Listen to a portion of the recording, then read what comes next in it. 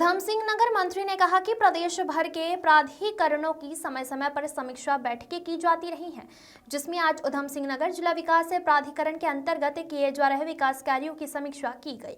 उन्होंने कहा कि किच्छा में लगभग 9 करोड़ 63 लाख रुपए में बस अड्डे का निर्माण किया जा रहा है, जबकि खटीमा में लगभग 8 करोड़ 27 लाख रुपए में बस अड्डा लगभग पूर्ण होने की कगार पर है।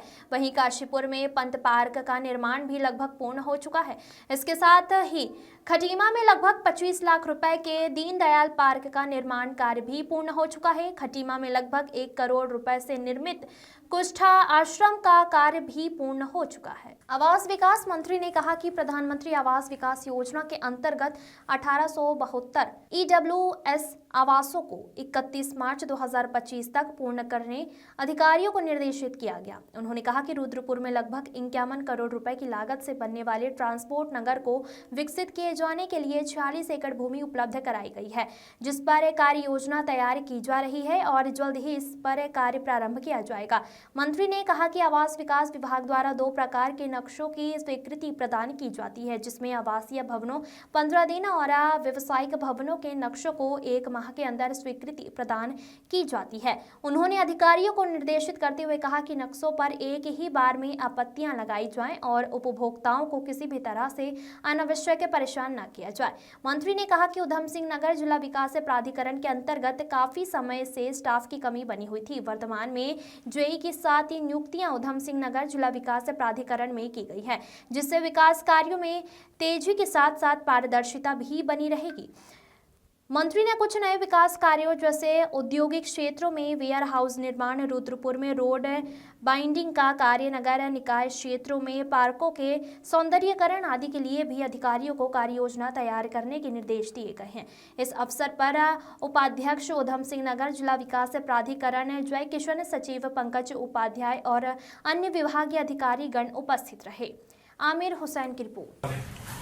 देखिए, हमारे पूरे प्रदेश भर में जो हमारे विकास प्राधिकरण है, उनके लगातार मैं अलग अलग बैठकें ले रहा हूँ। और जिस प्रकार से उधम सिंह नगर हमारा जिला विकास प्राधिकरण है, उन्होंने अभी तक क्या क्या किया, क्या हम जनता को सुविधाएं दे रहे हैं, क्या हमारे पास जो स्थापना के कार्य हैं वो पूरे हुए हैं।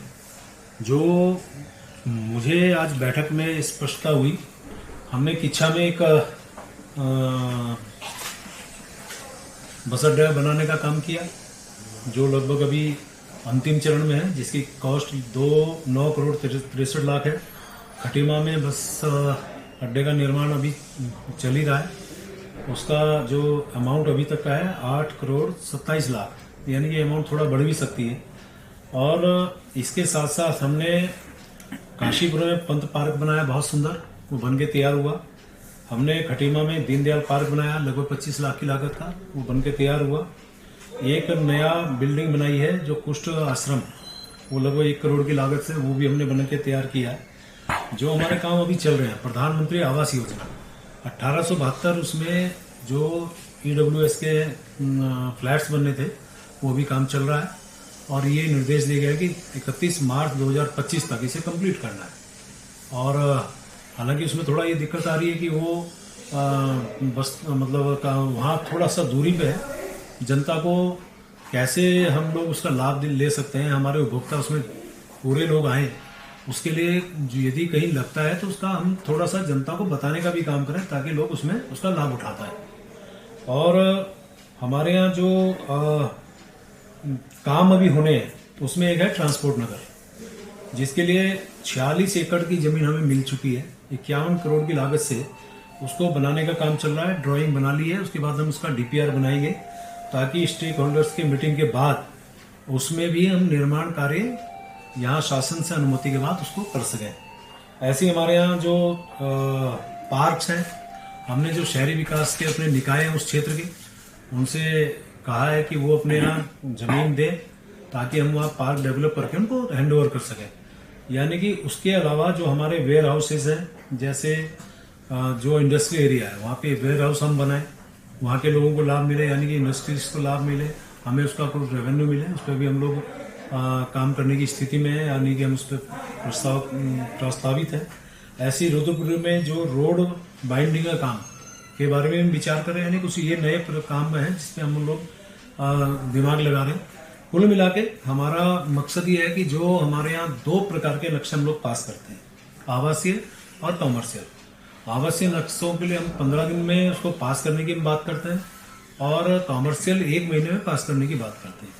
आज मेरे द्वारा ये कहा गया कि जिस भी उपभोक्ता का जो भी नक्शा पास होने के लिए आए तो उसमें हम एक ही बार आपत्ति लगाएं, हम बार बार आपत्ति ना लगाएं ताकि उपभोक्ता को दिक्कत ना हो।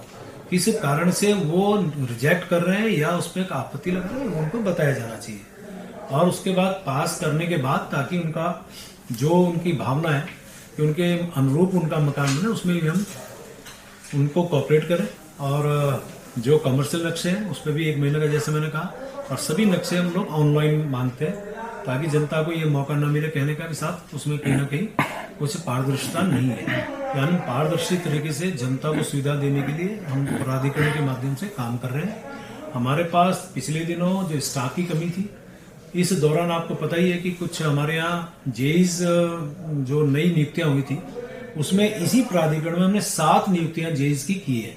यानी कि अब पहले से अच्छी स्थिति में स्टाफ के नाते भी है, तो मैं ये मान के चलता हूँ कि उसमें पारदर्शिता आएगी, काम में गति आएगी और हमारा जो काम पहले से लगता था स्टाफ की कमी का तो वो ठीक होगा। इसके साथ साथ मैंने कहा कि जो काम हम लोग कर रहे हैं या निर्माण कर रहे हैं उसमें जो भी समय हमने दिया है उसी समय को पूरा करना है, गुणवत्ता साथ में रहनी चाहिए। और हमारे वीसी अभी नए हैं, इससे पहले सीडीओ थे, बहुत अच्छा नवाचार उस दौरान इन्होंने अपने उत्तरकाशी में किया था, मैं जानता हूँ।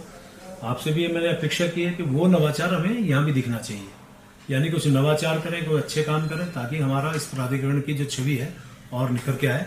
ये सब बातें मैंने की है और चूंकि सभी प्राधिकरणों से इसी प्रकार की मैं मीटिंग भी कर रहा हूँ, अपेक्षा भी कर रहा हूँ और उम्मीद कर रहा हूँ जल्दी इसमें आपको एक लाभ जनता को भी दिखाई देगा और छवि सुधरती भी दिखाई देगी। जो काम हो रहे हैं उसमें भी हमारी गुणवत्ता और पारदर्शिता दिखाई